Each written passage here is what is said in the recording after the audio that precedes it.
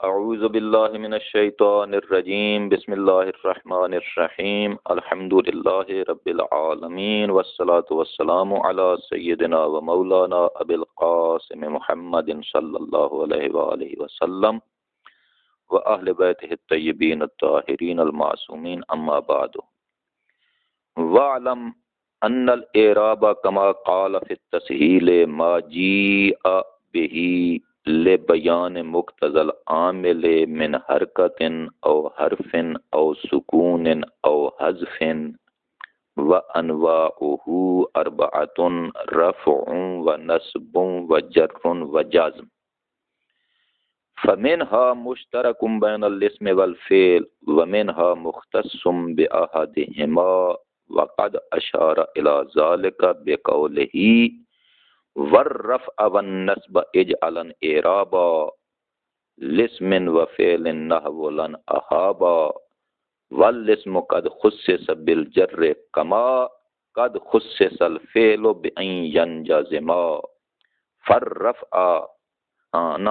فرفع بضم وانصبنا فتحا وجر کسرن کا ذکر اللہ عبدہ یسر۔ اچھا، تو یہاں فرما رہے ہیں مصنف کہ اعراب عرب یعرب اعراب بمعنی اظہر یظہر اظہار، عربہ بمعنی اظہرہ اوضحہ، اعراب بمعنی وضاحت کرنا، اظہار کرنا، یہ اس کا لغوی معنی۔ اور اس کا اصطلاحی معنی کیا ہے؟ سمدیہ میں آپ پڑھ چکے ہیں، شیخ بہا فرماتے ہیں وہاں کے الاعراب اثر یجلبہ العامل فی آخر الکلمۃ لفظا او تقدیرا، لفظا مثلا جاء زید رأیت زیدا مررت بزید، تقدیرا مثلا جاء موسیٰ رأیت موسیٰ مررت بموسیٰ۔ تو بنا کسے کہتے ہیں پھر؟ تو وہاں انہوں نے فرمایا تھا والبناء کیفیت فی آخر الکلمۃ لا یجلبها عامل۔ پھر انواع اعراب، انواع بنا وہاں ذکر ہوئیں۔ یہاں جلال الدین سیوطی فرماتے ہیں کہ اعراب کی تعریف جو مصنف نے کتاب تسہیل میں کی ہے ہم آپ کے سامنے وہ پیش کرتے ہیں۔ تو کتاب تسہیل میں مصنف فرماتے ہیں اعراب کی تعریف میں کہ اعراب ما جیء بہ لبیان مقتضی العامل من حرکت او حرف او سکون او حذف۔ اعراب کیا ہے؟ کہ جس کو مقتضائے عامل کو بیان کرنے کے لیے لایا گیا ہو، خواہ وہ حرکت ہو یا حرف ہو، سکون ہو یا حذف ہو۔ تو مقتضائے عامل، عامل کس چیز کا تقاضا کرتا ہے؟ رفع کا۔ اگر عامل رافع ہے تو وہ رفع کا تقاضا کرتا ہے، رفع دے گا، ناصب ہے تو نصب دے گا، جازم ہے تو جزم دے گا۔ تو اعراب کی حرکات کیا ہیں؟ وہ ضمہ ہے، ضمہ کہہ رہا ہوں۔ اعراب کی انواع کیا ہیں؟ وہ رفع ہے، نصب ہے، جر ہے، جزم ہے۔ یہ انواع اعراب ہیں جو عامل ان چیزوں کا تقاضا کرتا ہے۔ تو پھر وہ اعراب کیسے ہوگا؟ اعراب جو ہے وہ یا تو حرکت کے ساتھ ہوگا، یا حرکت کے ساتھ ہوگا، اعراب بالحرکت ہوگا۔ مثلا جاء زید رأیت زیدا مررت بزید، یا اعراب بالحرف ہوگا جاء ابو کا، یا اعراب بالسکون ہوگا جی، اعراب یا بالسکون ہوگا، مثلا لم یضرب تو اس میں ساکن ہے، یا حذف کے ساتھ ہوگا حذف نون، مثلا لم یضربا، یا حذف لام کلمہ مثلا ارم، لم یرم، لام کلمہ کو حذف کیا گیا، لم یرم۔ تو اعراب فرماتے ہیں کہ اعراب اسے کہتے ہیں کہ جو عامل کے مقتضا کو بیان کرنے کے لیے لایا گیا ہو، خواہ وہ اعراب بالحرکت ہو مثلا جاء زید، یا اعراب بالحرف ہو مثلا جاء مسلمون، یا سکون کے ساتھ ہو مثلا لم یضرب، یا حذف کے ساتھ ہو مثلا لم یرم۔ اور انواع اعراب چار ہیں، رفع ہے، نصب ہے، جر ہے، جزم ہے۔ تو رفع کو رفع کیوں کہتے ہیں؟ کیونکہ جب آدمی اس کلمہ کا تلفظ کرے جس کو مرفوع پڑھنا ہے، جس پر رفع پڑھنی ہے، تو نچلے ہونٹ کو، نیچے والے ہونٹ کو اوپر کی طرف کھینچنا پڑتا ہے، تو اس لیے رفع کو رفع کہتے ہیں۔ مثلا جاء زیدن، جب زیدن کہا تو نیچے والے ہونٹ کو اوپر کی طرف حرکت دینا پڑتی ہے۔ اور نصب کو نصب کیوں کہتے ہیں؟ اس کی وجہ تسمیہ کیا ہے؟ فرماتے ہیں کہ چونکہ جب کلمہ منصوب کا تلفظ کرنا ہو تو دونوں ہونٹوں کو سیدھا رکھنا پڑتا ہے، نہ اوپر کھینچنا ہے نہ نیچے کھینچنا ہے۔ مثلا رأیت زیدن، دن جب کہا تو دونوں ہونٹ برابر ہیں، نہ نیچے نہ اوپر۔ اور جر کو جر کیوں کہتے ہیں؟ چونکہ جب کلمہ مجرور کا تلفظ کرنا ہو تو نیچے والے ہونٹ کو نیچے کی طرف ذرا کھینچنا پڑتا ہے، اس لیے جر کو جر کہتے ہیں۔ مثلا مررت بزیدن، جب دین کہا تو نچلے ہونٹ کو تھوڑا سا نیچے کی طرف حرکت دینا پڑی۔ اور جازم کو جازم کیوں کہتے ہیں؟ چونکہ جازم بمعنی قاطع ہے، کاٹ دینا، قطع کر دینا۔ تو جو کلمہ مجزوم ہوتا ہے اس کو جب آپ اس کا تلفظ کرتے ہیں تو وہاں آپ اس کو کاٹ دیتے ہیں، روک دیتے ہیں۔ مثلا لم یضرب، جی وہاں کاٹ دیا، آگے کچھ اور نہیں۔ اس کے علاوہ اور بھی وجہ تسمیہ ذکر کی جاتی ہے، لیکن اتنا کافی۔ اس کے بعد فرماتے ہیں کہ جو انواع اعراب چار ہیں، ان میں سے بعض مشترک ہیں اور بعض مختص ہیں۔ مشترک بین الاسم والفعل، اسم پر بھی اور فعل پر بھی داخل ہوتے ہیں۔ مثلا ان زیدن قائمن، تو رفع اور نصب یہ دونوں مشترک بین الاسم والفعل ہیں۔ اسم مرفوع بھی ہو سکتا ہے، اسم منصوب بھی ہو سکتا ہے، اسی طرح فعل مرفوع بھی ہو سکتا ہے، فعل منصوب بھی ہو سکتا ہے۔ ان زیدن قائمن میں زیدن یہ اسم ہے، منصوب ہے، قائمن یہ بھی اسم ہے، مرفوع ہے۔ اور فعل مضارع وہ مرفوع بھی ہو سکتا ہے، مثلا یقومو جب حروف ناصب و جازمہ سے خالی ہو، اور منصوب بھی ہو سکتا ہے جب اس پر حروف ناصبہ میں سے کوئی داخل ہو جائے، مثلا لن یضربا، جی لن احابا، تو یہ منصوب۔ تو خلاصہ یہ بنا کہ رفع اور نصب اسم اور فعل دونوں کے درمیان مشترک ہے، مگر جو جر ہے وہ اسم کے ساتھ مختص ہے اور جزم فعل کے ساتھ مختص ہے۔ جر اسم کے ساتھ مختص ہے، کیوں؟ جیسا کہ سمدیہ میں بھی آپ یاد کر چکے ہیں کہ چونکہ اسم خفیف ہے، جر ثقیل ہے، اور جزم فعل کے ساتھ مختص ہے، کیوں؟ چونکہ فعل ثقیل ہے، جزم خفیف ہے۔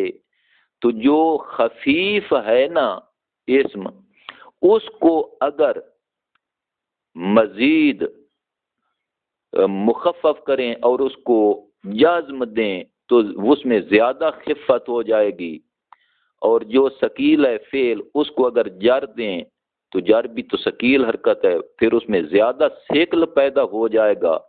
اس لیے جو ثقیل ہے اس کو خفیف علامت دیں، اور جو خفیف ہے اسم اس کو ثقیل علامت دیں جو کہ جر ہے۔ تو یہ مناسب ہے، تو اس لحاظ سے ان دونوں کے درمیان تعادل ہو جائے گا۔ بہرحال رفع نصب جر انواع اعراب 4 ہیں۔ رفع اور نصب یہ دونوں اسم اور فعل دونوں کے درمیان مشترک ہیں، اور جر مختص ہے اسم کے ساتھ اور جزم مختص ہے فعل کے ساتھ۔ اسی لیے مصنف فرما رہے ہیں کہ والاسم قد خصص بالجر، توجہ، والاسم قد خصص بالجر، کہ اسم کو خاص کیا گیا ہے جر کے ساتھ۔ تو اس سے بظاہر معنی یوں معلوم ہوتا ہے کہ اسم کا خاصہ کیا ہے؟ جر۔ والاسم قد خصص بالجر، اسم کو تخصیص دی گئی ہے جر کے ساتھ۔ تو یہ معنی بظاہر صحیح نہیں ہے۔ یہ معنی صحیح کیسے بنتا ہے؟ صحیح یوں بنتا ہے کہ الجر قد خصص بالاسم، کہ انواع اعراب میں سے جو جر ہے وہ اسم کے ساتھ خاص ہے، یعنی انواع اعراب تو اور بھی ہیں مگر ان میں جو ایک ہے نا نو جر، وہ اسم کے ساتھ خاص ہے، اسم کے ساتھ مختص ہے۔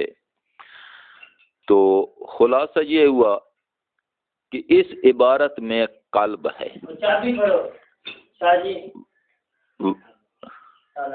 ہاں اچھا، ہاں توجہ میری طرف رہے بھائی۔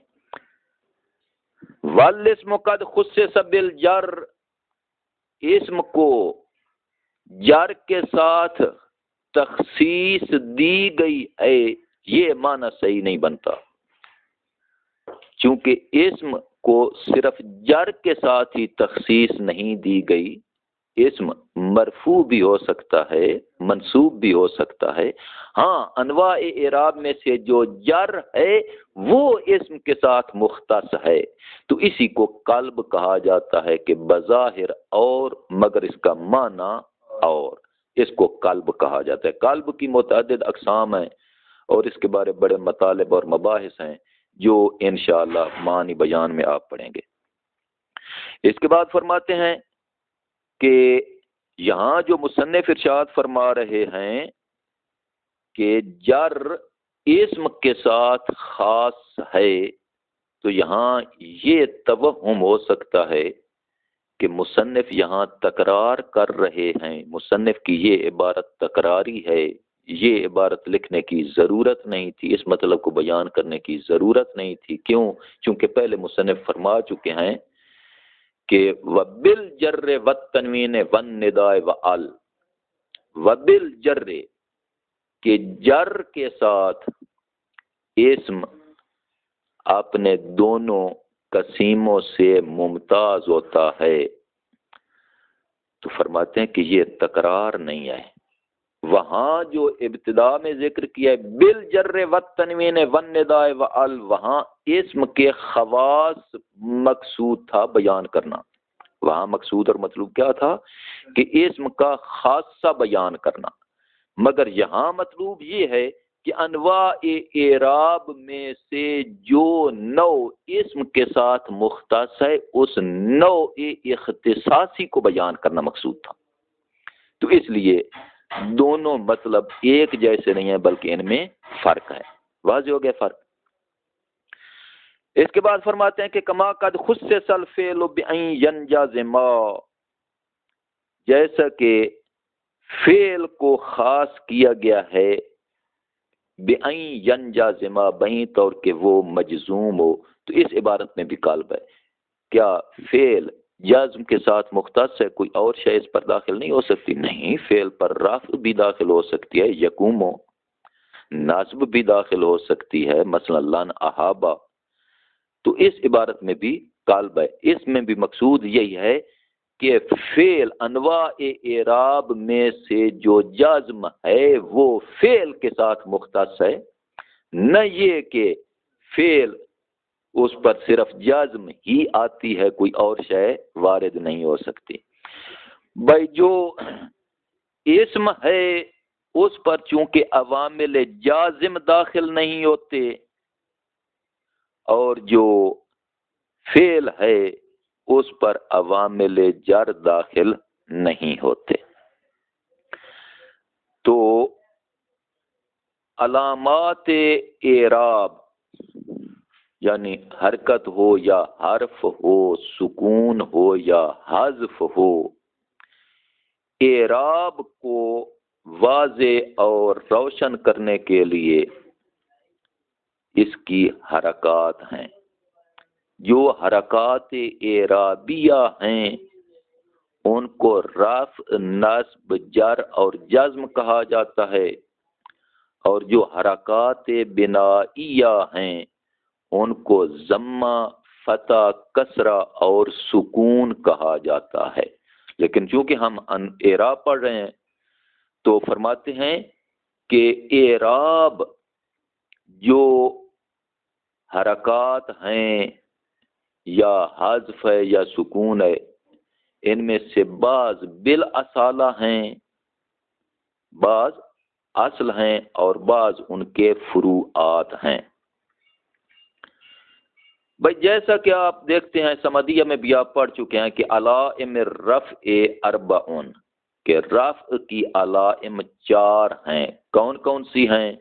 ضمہ، واو، الف اور نون. تو ان میں سے اصل کون ہے؟ ضمہ اصل ہے. باقی واو ہے یا فعل مضارع میں نون ہے یا اسماء ستہ میں کہیں الف ہے یا تثنیہ میں الف ہے، تثنیہ میں اسماء ستہ نا، تثنیہ میں جو الف ہے رفع کی علامت، تو یہ واو، الف، اس بات نون فعل مضارع کے ساتھ یہ ضمہ کے نائب اور فروعات ہیں. اسی طرح علائم النصب 5، نصب کی 5 علامات وہاں بیان ہوئیں جن میں سے فتح اصل ہے اور باقی اس کے فروعات ہیں اور اس کے نائب ہیں. ایسے ہی جر کی علامتیں بھی بیان ہوئیں جن میں سے کسرہ اصل ہے اور باقی جو ہے وہ اس کے فرع ہیں. ایسے ہی جو سکون کی علامات ہیں جی، جزم کی علامات، وہ 2 ہیں جن میں سے سکون اصل ہے اور حذف نون یا حذف لام کلمہ وہ اس کی فرع ہیں. بہرحال یہ جو حرکات ہیں یا یوں کہہ لیں کہ علائم اعراب جو ہیں وہ کل 11 ہیں. کل کتنے ہیں؟ 11. ضمہ ہے، الف ہے، واو واو ہے، نون ہے، فتح ہے، کسرہ ہے وغیرہ، تو یہ کل 11 ہیں۔ ان 11 میں سے 11 علامات جو ہیں ان میں جو علائم رفع ہیں ضمہ اصل ہے، علائم نصب میں سے فتح اصل ہے، اسی طرح علائم جر میں سے کسرہ اصل ہے، اور علائم جزم میں سے سکون اصل ہے، اور باقی جو ہے نا 11 وہ فروعات ہیں۔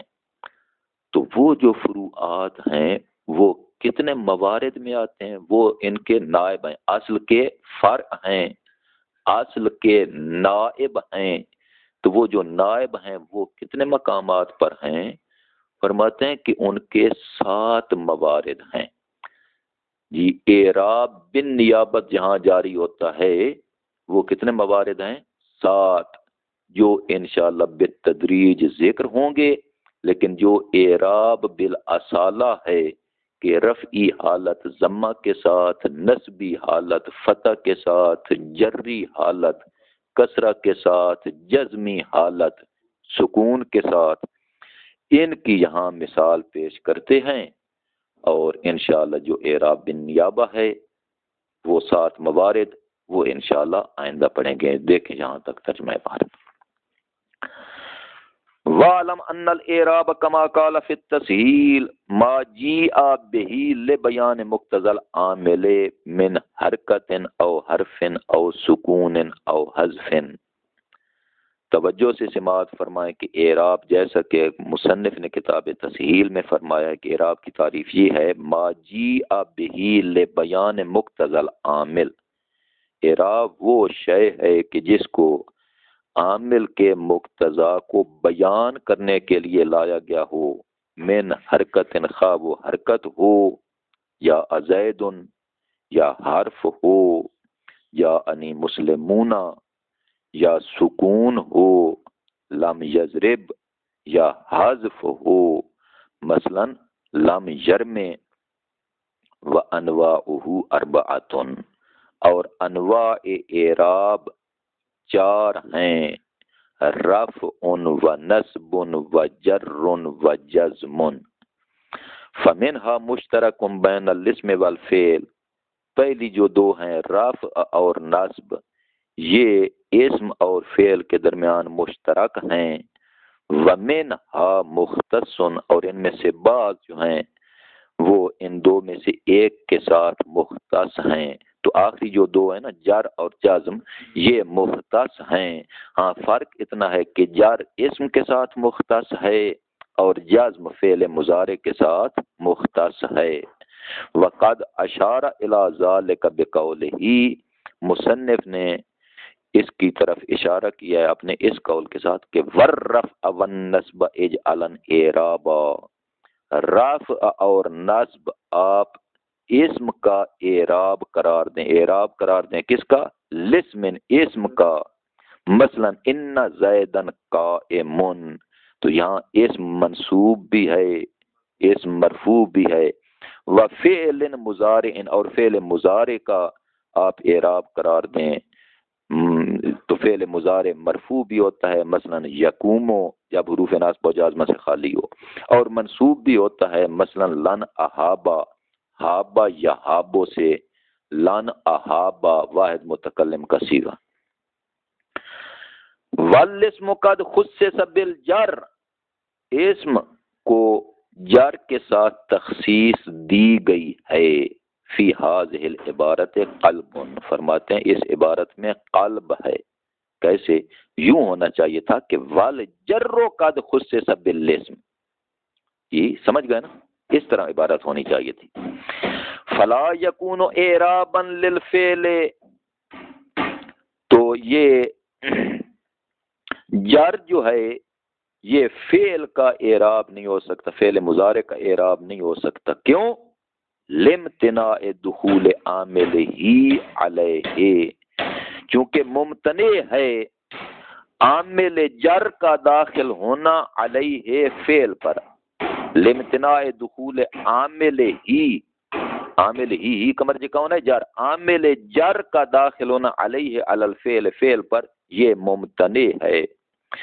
وہذا تبیین لأی انواع الاعراب خاص بالاسم، اور مصنف کا یہ جملہ یہ تبیین اور وضاحت ہے اس بات کی کہ انواع اعراب میں سے کون سی نوع اسم کے ساتھ خاص ہے، تو لہذا فلا یکون مع ذکرہ فی اول الکتاب المقصود بہ بیان تعریف الاسم تکرارا، فلا یکون تکرارا۔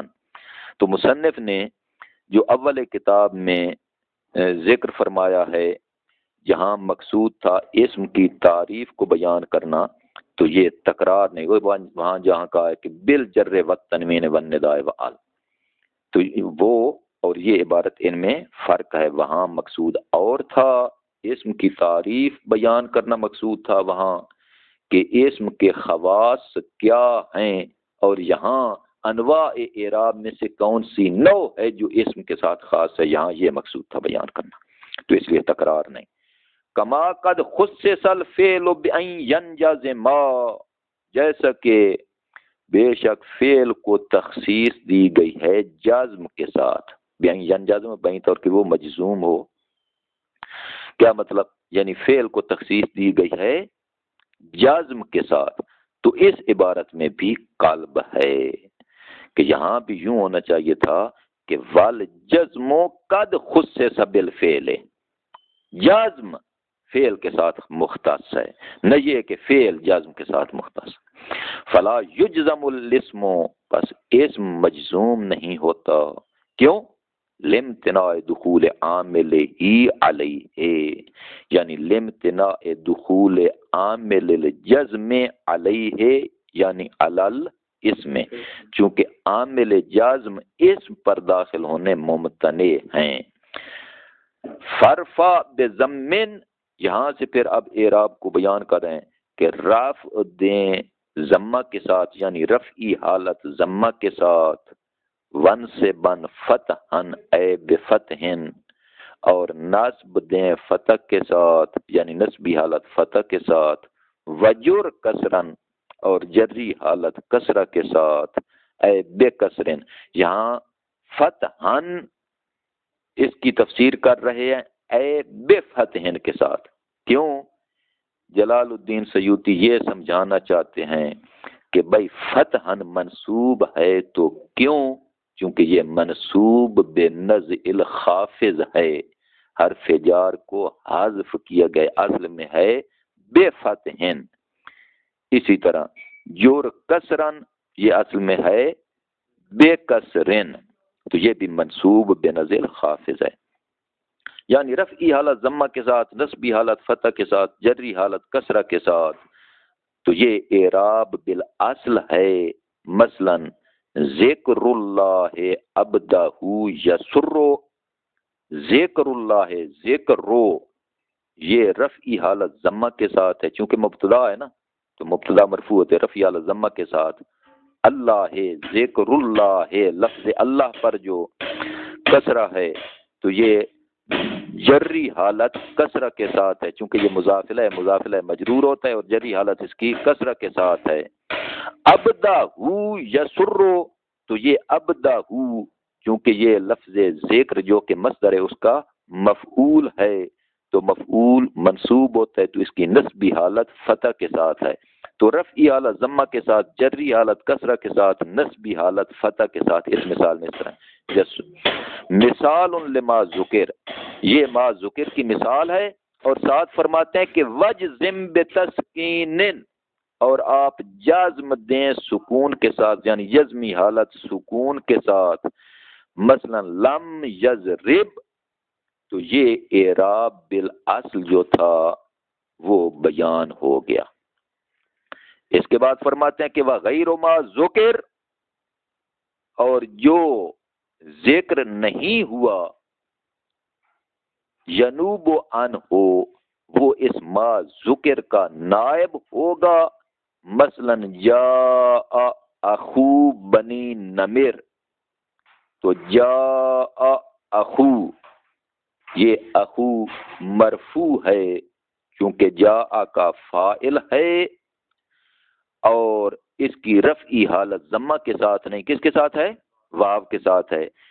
بنی نمر، بنی یہ مجرور ہے چونکہ اخو کا مضاف الیہ ہے اور اس کی جری حالت کسرہ کے ساتھ نہیں بلکہ یا کے ساتھ ہے۔ وقد شرع فی تبیین مواضع النیابت بقولہ، اور مصنف شروع ہوئے ہیں مواضع نیابت کو بیان کرنے میں اپنے اس قول کے ساتھ فرفا بواو، تو یہ اعراب بالنیابت کے 7 موارد ہیں جن کو یہ بالترتیب اور بالتدریج بیان کریں گے اور ہم انشاءاللہ پڑھیں گے۔ وآخر دعوانا ان الحمدللہ رب العالمین۔